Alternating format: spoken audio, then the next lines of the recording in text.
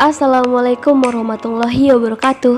Kembali lagi bersama saya Indah Rifayana, NIM 1814080052 dengan mata kuliah Metodologi Penelitian oleh dosen pengampu Dr. Milyasari SPD MSc Win Imam Bonjol Padang. Baiklah, pada video kali ini kita akan membahas mengenai bab 4 dan 5. Di sini subtopiknya yaitu mengenai menjelaskan deskripsi data hasil penelitian dengan contoh pada penelitian eksperimen dan deskriptif serta R&D. Penelitian deskriptif di sini saya tuliskan juga data hasil penelitian pada penelitian deskriptif. Peneliti akan menampilkan data berupa tabel hasil dari angket atau data hasil instrumen lainnya yang menggambarkan satu variabel yang diteliti, seperti pada video yang telah saya paparkan ini. Kemudian yang kedua yaitu pada penelitian eksperimen dan korelasi. Peneliti akan menampilkan data tes hasil belajar dari kelas eksperimen dan kontrol, bisa berupa tabel atau grafik, tetapi biasanya dengan tabel, dan data yang ditampilkan biasanya data hasil pengolahan secara statistik deskriptif, seperti pada video ini. Kemudian pada penelitian R&D, peneliti akan menampilkan data per tahap atau fase dari model pengembangan yang dipilihnya. Jika 4D, maka data setiap 4 fase tersebut akan ditampilkan. Selanjutnya yaitu analisa data, yakni kegiatan yang dilakukan untuk mengubah data hasil dari penelitian menjadi informasi yang nantinya bisa dipergunakan dalam mengambil kesimpulan. Di sini telah saya tunjukkan gambar-gambarnya pada analisis data. Pada analisis data pada sebuah jurnal. Kemudian yaitu yang ketiga, pembahasan dimaksudkan untuk menyajikan gambaran yang lebih tajam terhadap data-data temuan, sehingga peneliti tidak hanya sekadar menyajikan ulang data, melainkan memberikan analisis, penafsiran, dan pemaknaan terhadap temuannya. Dengan demikian, pembahasan adalah menjelaskan pemaknaan terhadap data-data hasil penelitian sehingga dapat dipahami dengan jelas temuan penelitian yang diperolehnya, seperti pada video ini. Kemudian yang keempat yaitu mengenai keterbatasan penelitian, yang itu memaparkan hal-hal atau variabel yang sebenarnya tercakup dalam keluasan lingkup penelitian, tapi karena kesulitan metodologis atau prosedural tertentu sehingga tidak dapat dicakup di dalam penelitian dan di luar kendali peneliti. Contohnya keterbatasan misalnya mempergunakan data sekunder dari batch. Ini saya dapat dari sebuah jurnal ya. Sambung. Kemungkinan informasi yang diperoleh kutang mencerminkan kondisi yang sebenarnya. Yang kedua contohnya yaitu kesungguhan observer dalam mengamati proses belajar siswa saat peneliti dilakukan berada di luar jangkauan peneliti untuk mengontrolnya.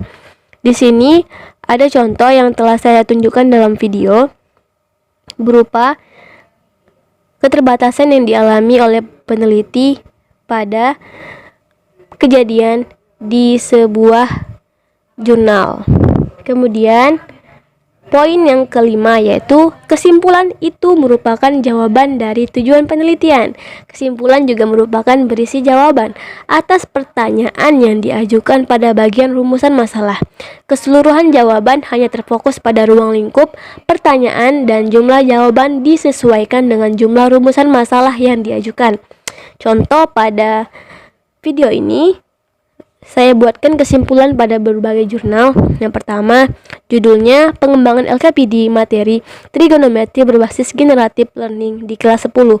Tujuan penelitiannya untuk menghasilkan lembar kerja peserta didik LKPD pada materi trigonometri berbasis generative learning yang valid dan praktis, serta untuk mengetahui efek potensial terhadap pemahaman konsep peserta didik pada materi trigonometri.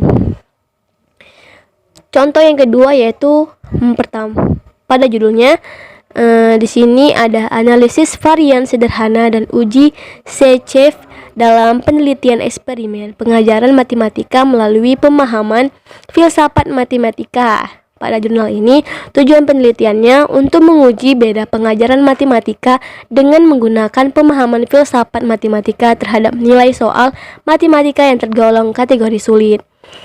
Contoh yang ketiga yaitu pada judul peneliti yang berjudul Deskripsi Sikap Siswa, Adopsi Sikap Ilmiah, Ketertarikan Memperbanyak Waktu Belajar Fisika, dan Ketertarikan Berkarir di Bidang Fisika.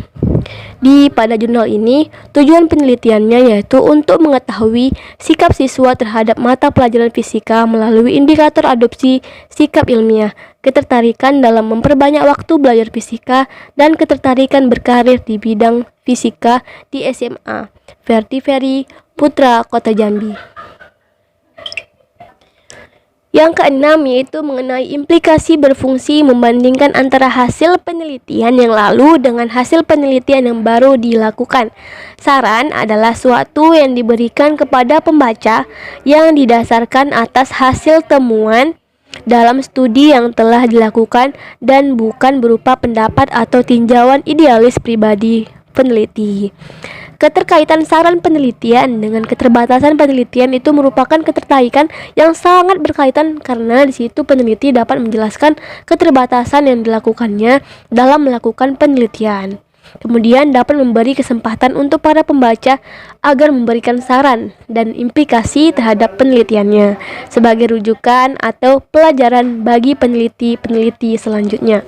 Di sini saya temui ada jurnal yang memiliki keterbatasan dan dia langsung menuliskannya ke dalam jurnalnya, di dalamnya juga terdapat saran. Sekian pembahasan video kita kali ini mengenai bab 4 dan bab 5. Semoga video ini dapat membantu teman-teman. Kurang dan lebihnya saya mohon maaf. Wabillahi taufik walhidayah. Wassalamualaikum warahmatullahi wabarakatuh.